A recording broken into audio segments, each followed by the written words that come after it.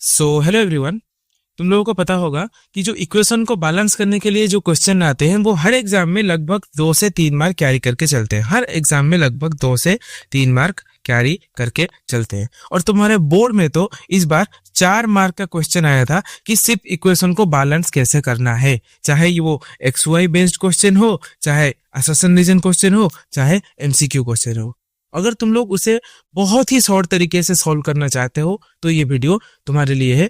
मैं बिल्कुल short trick में समझा दूंगा कि विद इन 1 मिनट हर एक इक्वेशन को तुम लोग कैसे बैलेंस कर सकते हो। ठीक है, तो आओ शुरू करते हैं। अगर तुम्हारे एनसीईआरटी बुक में तुम लोग देखोगे कि एनसीईआरटी बुक में एक बहुत लंबा प्रोसेस है सॉल्व करने के लिए, जैसे कि एक बॉक्स बना के तुमको सॉल्व करना पड़ता है, जो कि मैंने पिछले वीडियो में पूरा एक्सप्लेन किया था। और वो सिर्फ और सिर्फ 5 मार्क क्वेश्चन के लिए है, लॉन्ग क्वेश्चन टाइप के लिए। ठीक है, अगर तुम्हें एमसीक्यू टाइप करना है तो तुम्हें तो बॉक्स बना के सॉल्व करना है नहीं, तुम्हें जल्दी जल्दी करना है। ठीक है, तो देखो, तो तुम्हें बस 4 ही स्टेप पे तुम्हें बस माइंड सेटअप करना है। बस यही 4 स्टेप अगर तुमने पूरा तरह से सीख लिया तो तुम आराम से सॉल्व कर लोगे। क्या है वो 4 स्टेप? सबसे पहले तुम्हें बैलेंस करना होगा मेटल यानी कि तुम्हारे बुक के अकॉर्डिंगली सोडियम, एजी मतलब सिल्वर, आयरन, मैग्नीशियम, जिंक, ये सारे मेटल को तुम लोग जहां पे देखोगे सबसे पहले सॉल्व करोगे। ठीक है, देन तुम लोग आओगे नॉन मेटल पे, यानी कि chlorine, sulphur, nitrogen, phosphorus, potassium, ये सारे नॉन मेटल को तुम लोग उसके बाद सॉल्व करोगे। उसके बाद जो मेन चीज रह जाएगा वो सिर्फ हो जाएगा ऑक्सीजन एंड हो जाएगा हाइड्रोजन। इन दोनों को सबसे एंड में सॉल्व करना है, मतलब पूरा सब कुछ सॉल्व करने के बाद लास्ट में बस इन्हीं दोनों को सेम करना है। और एक बात याद रखो, क्या याद रखो? ये बात याद रखो कि कोई भी नंबर सॉल्व करने के बाद फिर तुम लोग पहले स्टेप से कैलकुलेट करते हुए चलोगे। सर ये पॉइंट थोड़ा समझ में नहीं आया, थोड़ा एलाबोरेट करके बता दूंगा। देखो ध्यान से, लेट्स सपोज सबसे पहले मैंने एक एग्जांपल लिया। ठीक है, एक एग्जांपल मैं लेता हूँ, बहुत छोटा सा एग्जांपल है। जैसे कि मैंने क्या किया कि हाइड्रोजन को मैंने ऑक्सीजन पे ऐड किया तो मेरा निकल के आया वाटर, H2O। हाइड्रोजन को H2 ही लिखते हैं।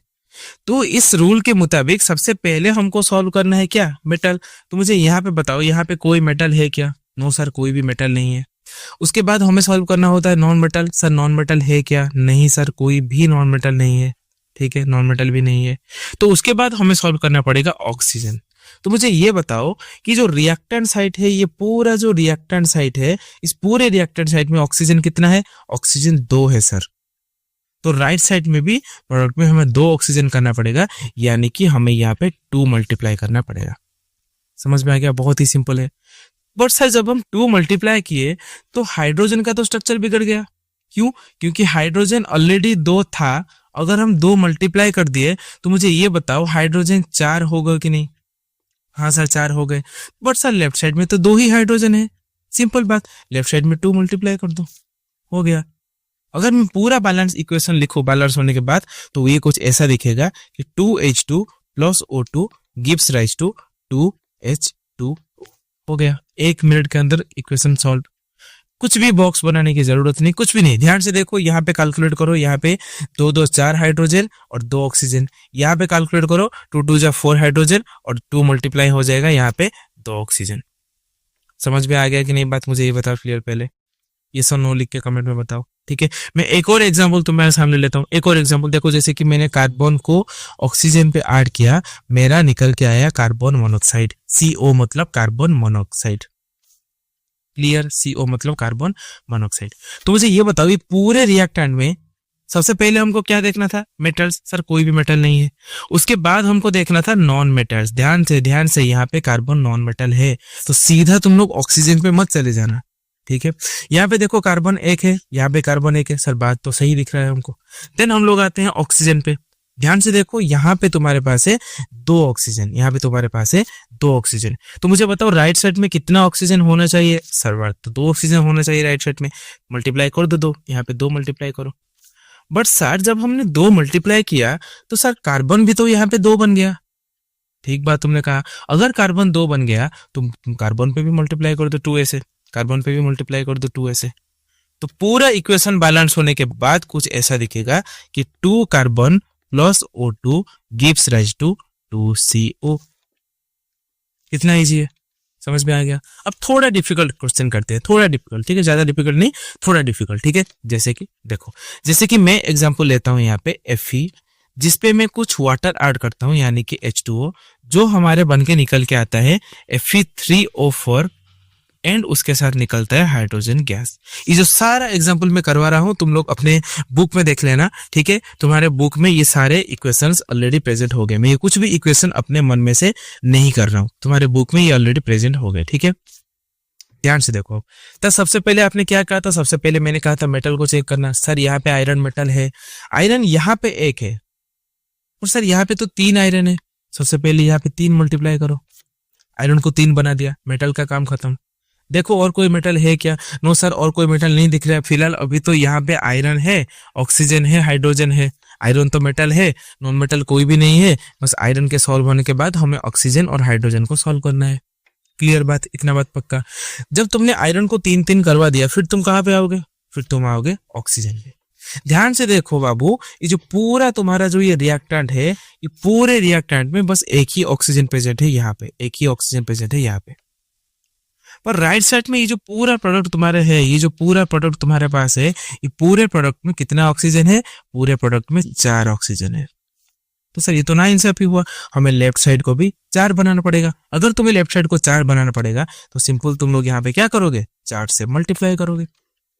पर सर जब हमने 4 से मल्टीप्लाई कर दिया फिर हमने देखा कि जो 4 जब मल्टीप्लाई हो गया तो ये हाइड्रोजन कितना बन गया? सर हाइड्रोजन तो 8 बन गया, 8 हाइड्रोजन हो गया। जी सर 8 हाइड्रोजन हो गया। तो उसी तरह हाइड्रोजन को एंड करना है। यहाँ पे 2 हाइड्रोजन था, हम लोग क्या करें कि हाइड्रोजन 8 बन जाए? सिंपल बात सर, 4 मल्टीप्लाई कर दो। तो ये पूरा जो इक्वेशन था ये अगर बैलेंस हो गया तो कुछ इस टाइप का दिखेगा कि 3Fe plus 4H2O gives rise to Fe3O4 plus 4H2। देखो कितना सिंपल से बन रहा है, कितना सिंपल से बन रहा है, ठीक है। एक और एग्जांपल मैं लेता हूं, तुम लोग वीडियो पॉज करके सॉल्व करना। जैसे कि CaOH का होल 2, ये होता है कैल्शियम हाइड्रोक्साइड, प्लस देन हमने उस पे कार्बन डाइऑक्साइड ऐड कर दिया CO2। ये तुमको निकाल के देगा, क्या निकाल के देगा? ये निकाल के देगा कैल्शियम कार्बोनेट यानी कि CaCO3 प्लस H2O। 1 मिनट बस वीडियो को पॉज करके पहले खुद इसे सॉल्व करो, ठीक है। देखो ध्यान से, सबसे पहले मेटल देखो। सर मेटल तो कैल्शियम है, ठीक है। सबसे पहले हमको कैल्शियम चेक करना है, तो ये पूरे रिएक्टेंट में एक ही कैल्शियम है। तो सर पूरे प्रोडक्ट में कैल्शियम तो एक ही है, इसमें कोई मतलब टेंशन वाली बात है नहीं, ठीक है। ये पूरे जो रिएक्टेंट है, ये पूरे रिएक्टेंट है, इसमें तुम लोग पहले ऑक्सीजन कैलकुलेट करो। ध्यान से देखो, यहाँ पे OH2 का मतलब ये है कि यहाँ पे एक कैल्शियम है, OH 2 बार है। हमने 2 बार OH ना लिख के एक ही बार OH को 2 कर लिया। तो OH का 2 यानी कि वो कितना? ऑक्सीजन भी यहाँ पे 2 है और हाइड्रोजन भी यहाँ पे कितना होगा? हाइड्रोजन भी 2 ही होगा। तो अगर सर पूरा रिएक्टेंट पे यहाँ पे 2 ऑक्सीजन और यहाँ पे 2 ऑक्सीजन, तो पूरे रिएक्टेंट पे मिलके हमारे पास 4 ऑक्सीजन है। तो सर देखो पूरे प्रोडक्ट में कितना है? पूरे प्रोडक्ट में यहाँ पे 3 ऑक्सीजन, यहाँ पे 1 ऑक्सीजन यानी कि 4 ऑक्सीजन। सर तो बराबर हो रहा है, बढ़िया बात। हाइड्रोजन को चेक करो, यहाँ पे रिएक्टेंट पे सिर्फ 2 ही हाइड्रोजन है, प्रोडक्ट में भी 2 ही हाइड्रोजन है, यानी कि क्या? यानी कि जो पूरा इक्वेशन मैंने लिखा था ये ऑलरेडी एक बैलेंस्ड केमिकल इक्वेशन है, इसमें कोई भी चेंज करने की जरूरत नहीं। क्लियर बात, ठीक है। एक और एग्जांपल मैं देता हूं, ध्यान से देखो। एक और एग्जांपल देता हूं, CH4 यानी कि मीथेन, उस पे तुम लोग ऐड करें ऑक्सीजन मतलब मैंने उसको बर्न किया तो ये कार्बन डाइऑक्साइड गैस निकला एंड उसके साथ साथ कुछ वाटर निकला। ध्यान से सॉल्व करो, बड़ा मजा आएगा। कोई भी मेटल यहाँ पे नहीं है, बस नॉन मेटल प्रेजेंट है, कार्बन, देन तुम्हारे पास प्रेजेंट है ऑक्सीजन, देन हाइड्रोजन। तो मेटल अगर ना हुआ तो हम कार्बन को सॉल्व करेंगे भाई। तो ध्यान से देखो, यहाँ पे भी एक कार्बन, यहाँ पे भी एक कार्बन, छेड़खानी नहीं करनी हमें, सीधा ऑक्सीजन के पास जाओ। यहाँ पे भी 2 ऑक्सीजन, यहाँ पे भी 2 ऑक्सीजन और एक 3 ऑक्सीजन। सर यहाँ पे 3 ऑक्सीजन आ गया। तो 3 ऑक्सीजन जब तुम आ जाए तो यहाँ पे आ गया 3 ऑक्सीजन, यहाँ पे आ गया 2 ऑक्सीजन, ठीक है। तो ऑक्सीजन को थोड़ी देर के लिए तुम होल्ड पर रखो। क्यों? क्योंकि ये मतलब कन्फ्लिक्ट हो रहा है कि यहाँ पे सर 2 हो गए, यहाँ पे 3 हो गया, तो 2 को तो 3 नहीं कर सकते, थोड़ा देर होल्ड करो, सब्र रखो। अभी हाइड्रोजन पे चेक करो, यहाँ पे 4 हाइड्रोजन, सर यहाँ पे 2 आ गया, तो सर 2 को तो 4 हम इजीली कर सकते हैं। कैसे बेटा? 2 से मल्टीप्लाई कर लो। अगर हम 2 से मल्टीप्लाई करते हैं तो यहाँ पे 4 हाइड्रोजन बन गया। ध्यान से देखो, 4 हाइड्रोजन बन गया। ठीक उसी तरह यहाँ पे भी 4 हाइड्रोजन हो गया। ठीक है। जब हमने 2 मल्टीप्लाई किया तो ऑक्सीजन बिगड़ गया। कैसा सर, यहाँ पे 2 ऑक्सीजन था ऑलरेडी, यहाँ पे 2 ऑक्सीजन आ गया, यानी कि ये पूरे रिएक्टेंट में हमारे पास 4 ऑक्सीजन आ गए। क्लियर बात। अगर तुम्हारे पास 4 ऑक्सीजन आ जाते हैं तो तुम प्रोडक्ट को भी कितना, सॉरी रिएक्टेंट को भी कितना ऑक्सीजन करोगे, 4 ऑक्सीजन। सर 2 तो प्रेजेंट है ऑलरेडी, सिर्फ हम यहाँ पे 2 मल्टीप्लाई कर देंगे। तो जो पूरा रिएक्शन इक्वेशन है तो ये कुछ ऐसा दिखेगा कि CH4 plus 2O2 gives rise to CO2 plus 2H2O। कितना इजी प्रोसेस में बता रहा हूँ। देखो अगर इसे तुम प्रैक्टिस करते हो ना तो एग्जाम में जब भी MCQ टाइप क्वेश्चन आएगा या फिर असर्शन रीजन क्वेश्चन आएगा या फिर कोई 1 मार्क टाइप क्वेश्चन पूछ लेगा, मतलब 2 मार्क 3 मार्क के अंदर, कि इसका बैलेंस केमिकल इक्वेशन क्या होगा, तुम्हें कुछ बॉक्स पैटर्न वैसे बनाने की जरूरत नहीं जो कि तुम्हारे NCERT बुक में है। सीधा तुम लोग ये कर सकते हो, इसका कोई भी जरूरत नहीं है। क्लियर, ठीक है। नेक्स्ट एक इक्वेशन पे चलते हैं, बहुत डिफिकल्ट इक्वेशन है, ठीक है, तुम्हारे बुक में है अभी। देखो यहाँ पे PbNO3 का होल 2, इसको हम लोग बोलते हैं लीड नाइट्रेट। जब हम इसको हीट करेंगे, ये होता है हीट का सिंबल, ठीक है, ये होता है हीट का सिंबल। जब हम इसे हीट करेंगे तो ये कन्वर्ट हो जाएगा लीड ऑक्साइड यानी PbO, उसके साथ देगा नाइट्रोजन ऑक्साइड यानी NO2, उसके साथ कुछ ऑक्सीजन भी देगा। सॉल्व करो इसको। सबसे पहले मैंने बोला था मेटल, मेटल यानी कि Pb। ध्यान से देखो यहाँ पे एक ही Pb है। जी सर, यहाँ पे भी एक Pb है। सर कोई दिक्कत नहीं, बैलेंस हो गया हमारा। देन हम लोग आते हैं नॉन मेटल, नॉन मेटल यानी कि नाइट्रोजन। यहाँ पे एक N है जो कि 2 के साथ मल्टीप्लाई हुआ है, यानी नाइट्रोजन रिएक्टेंट साइट में 2 है। इतना तो बात समझ में आ रहा होगा ना, ठीक है, यानी कि रिएक्टेंट साइट में क्या है, 2 है। यहाँ पे ध्यान से मैं लिख देता हूँ NO3 का 2 लिखा है, ठीक है। एक सेकेंड में ब्लू कलर में कर देता हूँ, NO3 और ये आ गया 2, ठीक है। अच्छा तो मुझे बताओ रिएक्टेंट साइट में अगर नाइट्रोजन 2 है तो प्रोडक्ट साइट में कितना हुआ भाई नाइट्रोजन, प्रोडक्ट साइट में एक ही नाइट्रोजन है। क्लियर बात, ठीक है।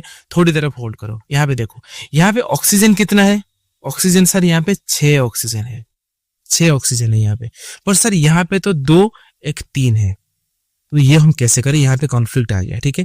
तो इसमें क्या करना है, तुम्हें heat and trial method use करना है, यानी कि तुम्हें चेंज करते करते करते करते चेंज मतलब एक्सेप्ट करना है। जैसे कि अगर मैं यहाँ पे 2 मल्टीप्लाई करता हूं तो यहाँ पे 2 ऑक्सीजन, यहाँ पे 2 ऑक्सीजन, यहाँ पे 2 ऑक्सीजन, 6 ऑक्सीजन हो गए। यहाँ पे भी देखो 3 2 6 ऑक्सीजन हो गए। यानी कि अगर मैं थोड़ा सा यहाँ पे 2 मल्टीप्लाई कर दूं तो ऑक्सीजन बैलेंस हो जाता है। फिर सर नाइट्रोजन कैसे होगा, ध्यान से देखो, नाइट्रोजन यहाँ पे 2 था, यहाँ पे नाइट्रोजन एक ही है, ठीक है। तो अगर मैं यहाँ पे नाइट्रोजन पे 2 मल्टीप्लाई करूंगा, 2 मल्टीप्लाई करूंगा, ओके नाइट्रोजन को छोड़ दो। ध्यान से देखो, अभी जब मैंने यहाँ पे 2 मल्टीप्लाई किया, ध्यान से देखो, अभी जब मैंने 2 मल्टीप्लाई किया तो मुझे ये बताओ कि Pb चेंज हुआ कि नहीं, Pb चेंज हुआ कि नहीं। जी सर Pb तो चेंज हो गया। क्या, यहाँ पे Pb 1 था जबकि यहाँ Pb 2 हो गया, तो मुझे लेफ्ट साइड में 2 करने के लिए 2 करना पड़ेगा। ध्यान से देखो, अब सब कुछ सॉल्व हो गया।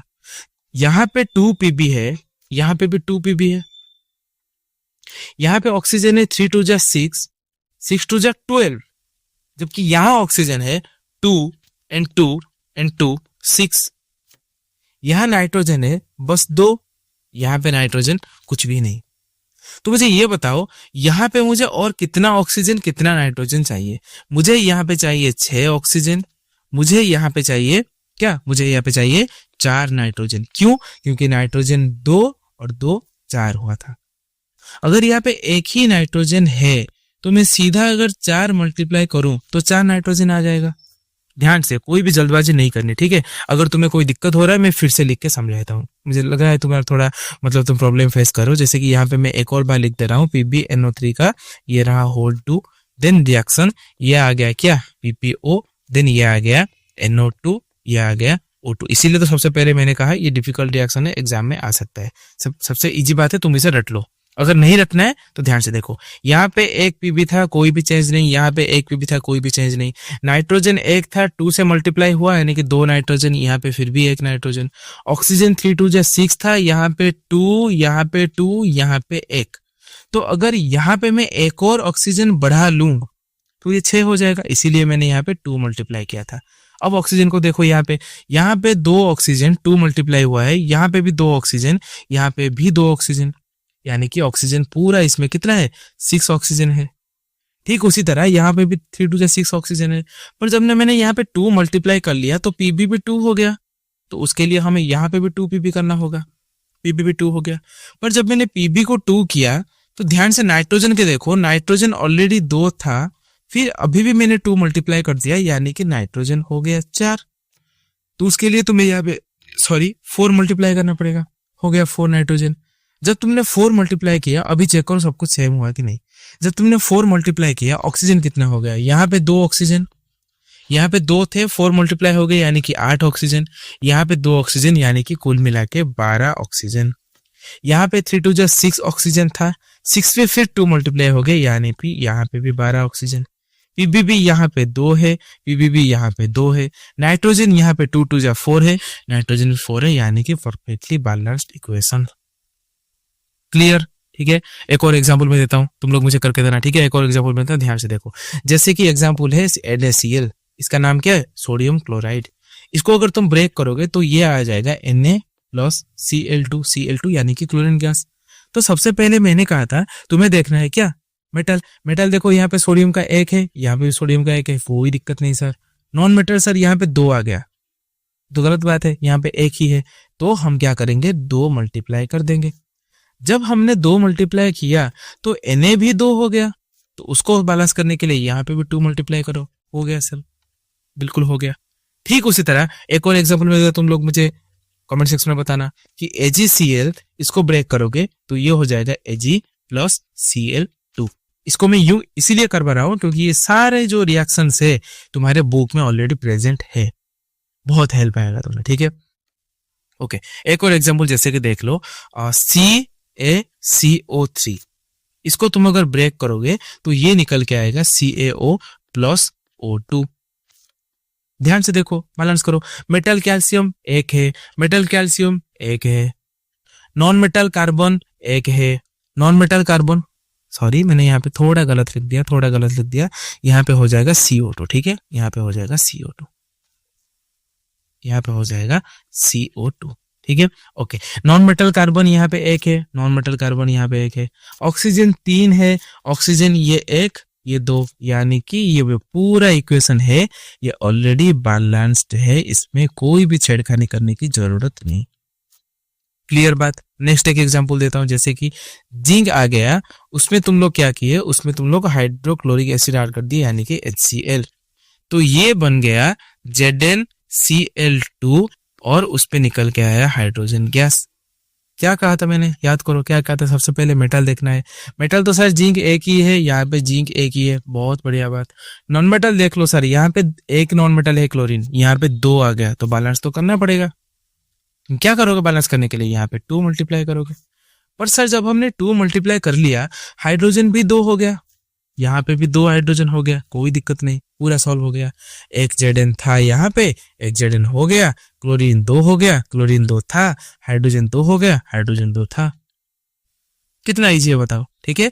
इसी तरह से तुम लोग क्या करोगे, सॉल्व करोगे, केमिकल जो इक्वेशन होगा उसको तुम लोग बैलेंस करोगे। और तुम्हारे एनसीईआरटी बुक में जो बैलेंस करने का तरीका है वो ऐसे बॉक्स बना के है, तो मैं रेकमेंड करूंगा उसको ध्यान से एक बार देख लो, जो बॉक्स बना के है एनसीईआरटी के पैटर्न में, ठीक है। एनसीईआरटी में लिख देता हूँ यहाँ पे, एनसीईआरटी के पैटर्न में जो बॉक्स बना के है उसको एक बार ध्यान से देख लो, फिर ये शॉर्ट ट्रिक भी सीख लो।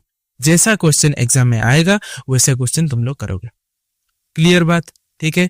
और पहले वाले वीडियो में मैंने बहुत डिटेल से जो पहला चैप्टर तुम्हारा है उसका सम बेसिक पार्ट समझा दिया है, और जो अगले वीडियो होगा जो कि कल अपलोड होगा उसमें सबसे हम लोग जो इम्पोर्टेंट पार्ट है वो पढ़ेंगे। क्या इम्पोर्टेंट पार्ट? इम्पोर्टेंट पार्ट है टाइप्स ऑफ रिएक्शन, ठीक है।